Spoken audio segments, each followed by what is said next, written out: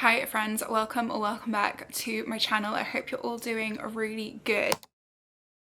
Today I thought I'd come at you with my entire US TBR because it is completely out of control. As you guys can see behind me, this is getting a little bit obscene. So I wanted to take the time to run through each of the books on this physical TBR, mostly to try and hold myself accountable in actually getting them read.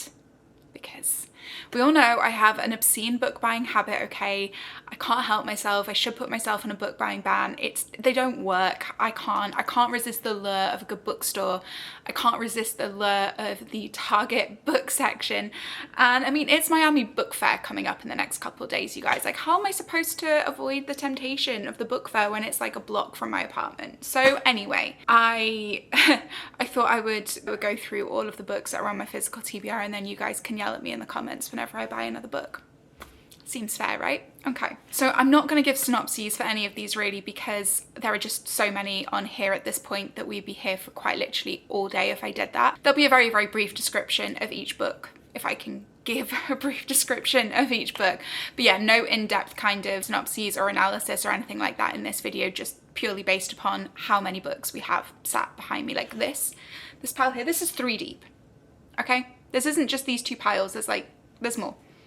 So anyway, so I thought I'd start with the 4 books that I'm currently working my way through, which I recognize sounds excessive, but you'll understand when I show you them. So the first one, which I actually need to catch up on, is A Book of Days by Patti Smith, and this is a book of 365 excerpts from Patti Smith designed to be read one a day. I haven't actually read them since like May because life's just been insane, so I need to catch up on these, but they're really, really small. They're just like little Instagram captions really, and photos from her Instagram page, and so it's very, very quick to get through, but it's just a really nice little insight into Patti Smith's life. I then have my non-fiction read for the moment, which honestly you know me with non-fiction, it takes me forever to work my way through these, but How to Do the Work by Dr. Nicole LePera, which is how to basically heal your inner child. Then we have my current main read, which is a memoir right now called Men Have Called Her Crazy by Anna Marie Tendler, which you will have seen in my 10 Before the End video. As with this one as well, this one I'm just picking up and putting down whenever I need a bit of a palate cleanser, and this is the Dark Academia anthology In These Hallowed Halls, which features short stories from the likes of Olivia Blake and ML Rio. I'm about 4 stories into this, and I mean, it's okay. It's nothing groundbreaking, but those are my current reads. Will I finish this anytime soon? Absolutely not, but the other 3 should be finished in relatively quick timing. So if I have changed position or appearance ever so slightly, it is in fact because I just got off a 2-hour phone call. I have a feeling that this is an endeavor that I'm going to regret starting, because I just got all the books from my bedside table off the table and in front of me to make it easier to show you, and I've suddenly become very overwhelmed with the sheer volume of books just in general that I have. But we're just going to get straight into the rest of them now. So these are all the books that I have not yet read. Some of these you will recognize from my 10 Before the End video. The rest of them, maybe if you follow me on TikTok, from TBRs and hauls this year. But if you are a YouTube person, then you probably haven't seen any of these, because I've not been active for months. So I'm just gonna jump straight on in. No synopses, we're just gonna give maybe like a sentence per book. So first we have The Library of the Unwritten by A.J. Hackworth, which is about books that become sentient, and there's something to do with angels and the devil involved. I think it's supposed to be kind of like horror-esque. Then we have The Book of Life by Deborah Harkness. This is book 3 in the Discovery of Witches series. Book 2 is in here somewhere. So if you watch the series on Netflix, you'll know it's vampires, demons, witches, very good. Kind of dark academia-y as well. Academia-y. Kind of dark academia-y. There we go. Very good. King of Greed by Anna Huang, billionaire romance. Spanish Love Deception by Elena Armas. This was obviously huge a couple years ago. General rom-com vibes. Women Living Deliciously by Florence Given. This is her most recent release, and actually I've just recently discovered the controversy surrounding this author, so now I feel a bit weird about potentially promoting this, but I guess this is easily digestible feminist literature in the form of essays. Then we have Daydream by Hannah Grace. I'm very excited for this. I love the Maple Hills series, and this is Henry's book, which I'm exceedingly excited for. If you're unfamiliar with this series, definitely start with Icebreaker. It's very spicy, kind of sports romance, and then the rest of it is like interconnected standalone novels, or kind of like companions.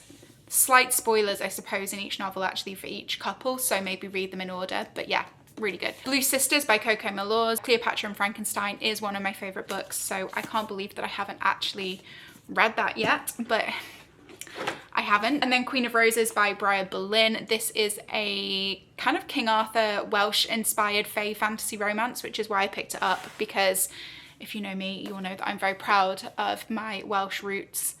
So yeah. Moving on, we have, which pile shall I go to next? I'll go to this one. We have Losers Part 2 by Harley LaRousse, part 2 of the Losers Duet, which is a very spicy, why choose kind of romance. We have Volume 0, which is a free story from Book of the Month, which I have not read yet.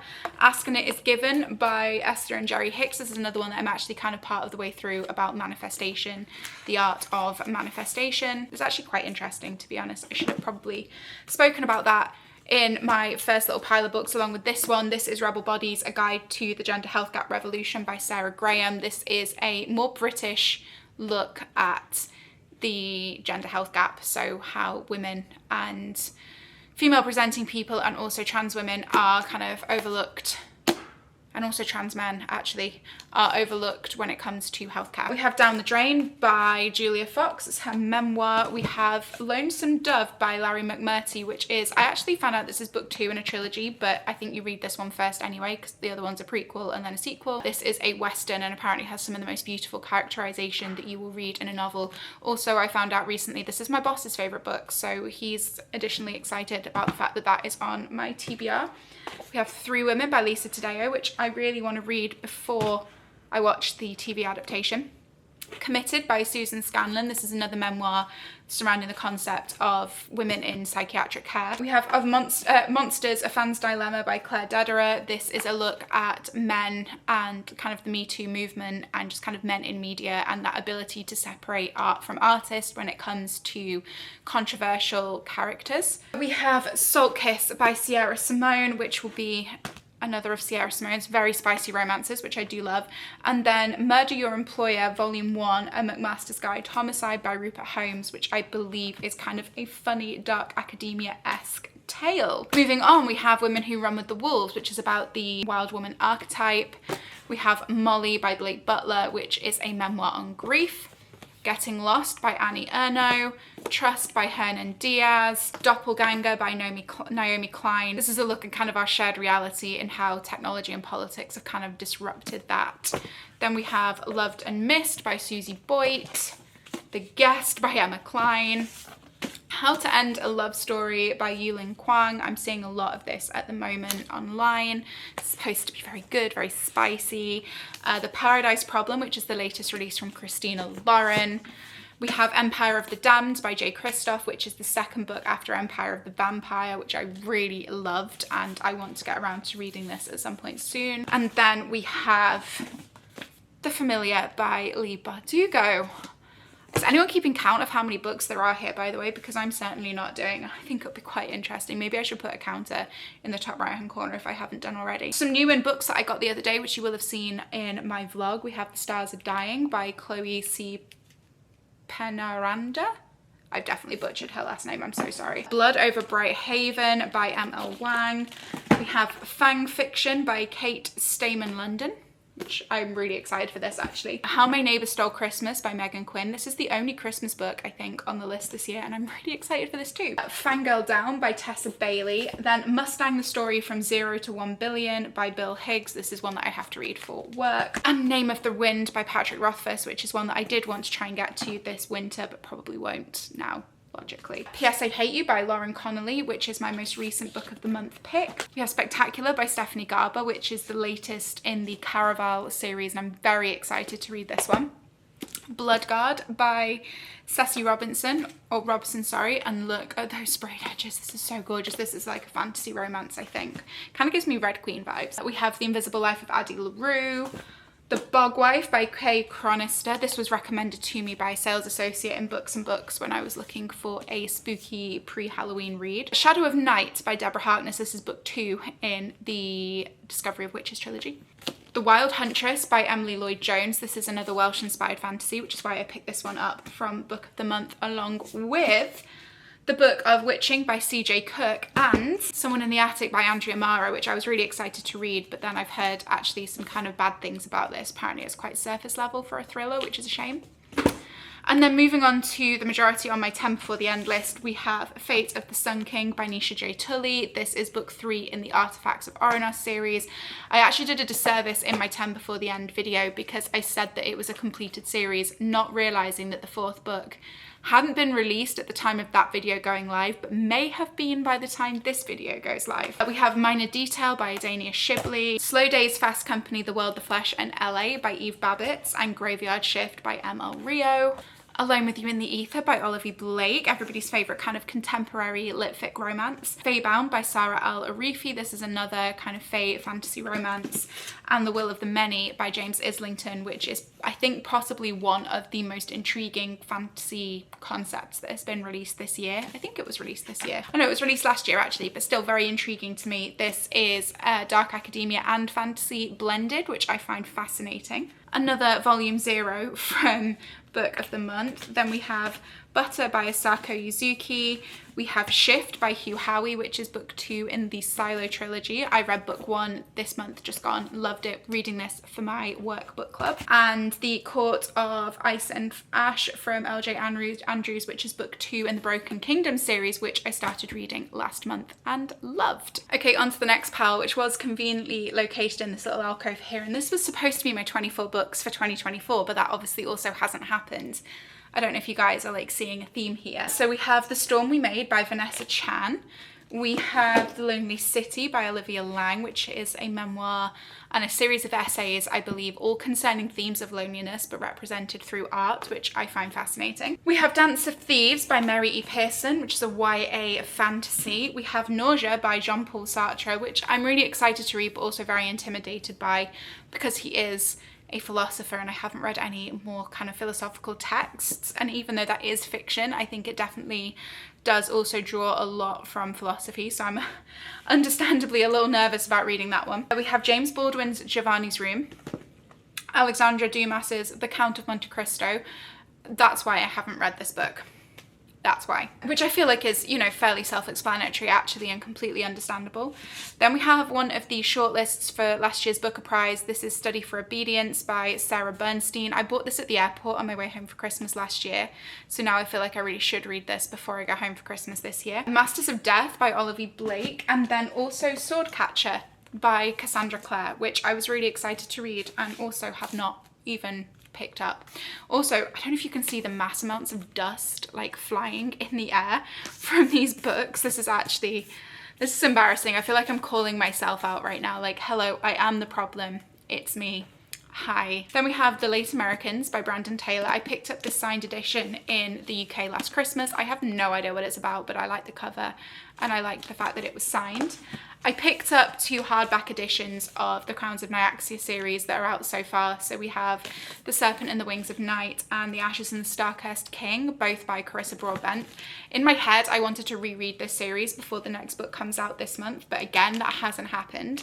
So I will buy the next one when it comes out, and I might just do like a read of every book that's in the series so far at the start of next year, potentially. And then we have Born of Blood and Ash, which is a Flesh and Fire novel by Jennifer L. Armentrout. I bought this because I thought I was up to date on this series and then realised that in fact I've only read the first one and this is the 4th one. So I need to get the rest and get up to speed before I read that. We have Attached, Are You Anxious, Avoidant or Secure by Dr. Amir Levine and Rachel S.F. Heller, which I had intended to read this year and have not. You Are a Global Citizen by Damon Dominique, one of my favourite YouTubers, and this just really intrigued me.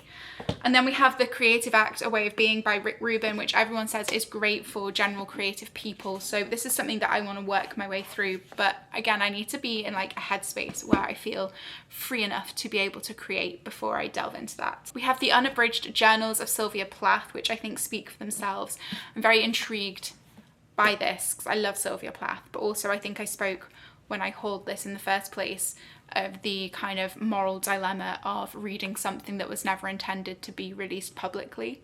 I don't know where I sit on the fence with that yet, but yeah, a couple more non-fictions now. We have Trust Your Timing by Alice Bell, which is about how astrology plays a part in us finding our person and our love lives. And then we also have The Mountain Is You by Brianna Wiest, which I have started briefly, but I haven't really read much of, which is also a trend when it comes to me and non-fiction. We have A Movable Feast by Hemingway, and we also have Patti Smith's Devotion, which is all about the process of writing and why she writes. Then we have a couple of books that I actually got for university and then just didn't end up reading, which were on my assigned list, but my tutors don't need to know that. So we have The Sign of Four by Arthur Conan Doyle, Sam Selvon's The Lonely Londoners, and W.G. Sebald's The Emigrants. I will get around to reading these just purely because they are on my TBR pile, but they are all three absolute non-priorities because I got them for uni and I wouldn't have picked them up otherwise. We have Alexander Chee's How to Write an Autobiographical Novel. I just find this interesting. I like reading books about writing. I've just kind of fallen out of my writing practice a lot this year with everything that's been going on. So that will come into play at some point next year. Not that I'm writing an autobiographical novel, but I just find the concept interesting. And then we have Tower of Dawn and Kingdom of Ash by Sarah J Maas. Both of these I've read a billion times before, but I was doing my Throne of Glass reread, and these are the only two left for me to reread again. But again, not priorities because I have read them both multiple times before, just not these specific copies. On to the final two piles now, and honestly, and by two piles I mean the two that were piled up here, not two small piles. Realistically, from this video, I think the thing that we all need to take away from it is that firstly, I have a book buying problem. Secondly, I don't need to buy any more books for about 6 years at this point. And thirdly, I really need to actually fixate on reading what I've got and shopping from my own TBR pile. Anyway, on that, we have Starling House by Alex E. Harrow. I have no clue what this was about. This Spells Love by Kate Robb. I think this was supposed to be like a moderately witchy related romance. A lot of these are book of the month books that I have chosen because I'm genuinely interested in reading them, but they're not like priority reads. We have Not Forever But For Now by Chuck Palahniuk. I think this was like Welsh, which is why I chose it. It's also signed. And we have The Intern by Michelle Campbell, which was my second book of the month pick from last year, which I have never gotten around to reading.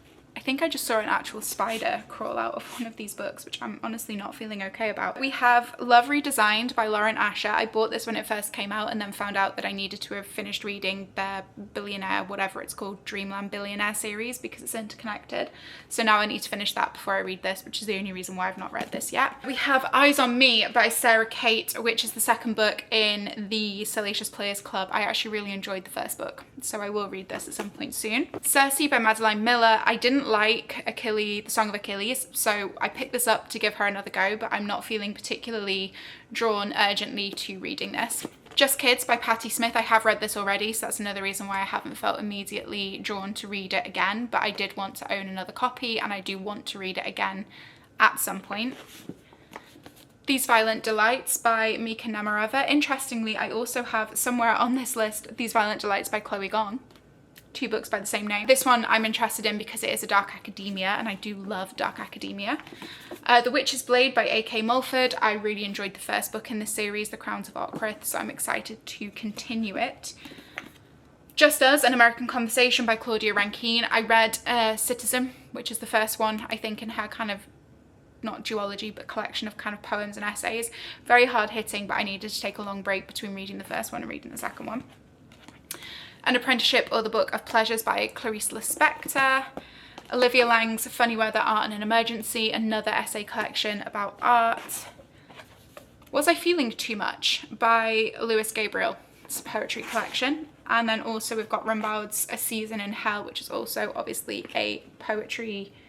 It's a poem. It's not a poetry collection, it's a poem. And then A Tree Grows in Brooklyn by Betty Smith. Cold World by Alicia Thompson. This is the only other one which I guess could be described as a Christmassy book. Secretly Yours by Tessa Bailey. Cleopatra and Frankenstein by Coco Mellows. I had this idea in my head that I wanted to annotate the paperback, so I reread the first page and then haven't got any further than that. I do love this book so much. I will probably reread it again very soon. A Feather So Black by Lyra Celine. One Dark Window by Rachel Gillig. This one I'm really excited about actually. This is Immortal Dark by Tigest Gurner, I think is how you pronounce her name. And then we have A Soul of Ash and Blood by Jennifer L. Armentrout. Now I am up to date on the Blood and Ash series. I just need to read this one, which I will do at some point. The Idiot by Elif Batuman, and also Either Or by the same author. I believe these are kind of a duology. The Fragile Threads of Power by V.E. Schwab. I loved the original trilogy in this, what has now, I guess, become a series, the Darker Shade of Magic series. This is a spin-off. Again, I'm excited to read it at some point. I just don't feel particularly called to it right now, but I will get to it, and I'm sure I will enjoy it. Slaying the Vampire Conqueror by Carissa Broadbent. This is like a companion, I guess, to the Crowns of Nyaxia, but this is like a standalone. This makes me really sad actually, because this book has somehow managed to get really sun bleached, even though it's not been sat in the direct sun. This is Happy Place by Emily Henry. I can't believe I haven't read this yet. I love Emily Henry. Did you hear about Kitty Carr? Another one that I can't believe I've not read yet, because I was really excited for this one. These Violent Delights by Chloe Gong. Outline by Rachel Cusk. Project Hail Mary by Andy Weir. Neon Gods and Electric Idol, both by Katie Roberts. So these are Greek mythology retellings, but very spicy. The OG copy of Binding 13 by Chloe Walsh, which super excited to read, and then just kind of like ran out of steam for it. And then you will be pleased to know we are on the final 4 books now. The Absolute Book by Elizabeth Knox, which is really compelling, but I see absolutely nobody talking about this. Persuasion by Jane Austen. And then the final ones, we have A Heartless Hunter by Kristen Ciccarelli, Ruthless Vows by Rebecca Ross, and A Fate Inked in Blood by Danielle L. Jensen. And these are the final books in my obscene physical TBR. I have problems. I have serious problems. Oh my God, I'm surrounded by books. I'm very intimidated and very overwhelmed. Anyway, guys, I hope you enjoyed that kind of very quick run through of the obscene amount of books on my TBR. I'm going to flash up on screen now kind of the final numbers so we can all just kind of collectively gasp. I have a problem. How many of these can I logically read before the end of the year? Like, honestly, because I feel very overwhelmed. Anyway, I hope you've enjoyed.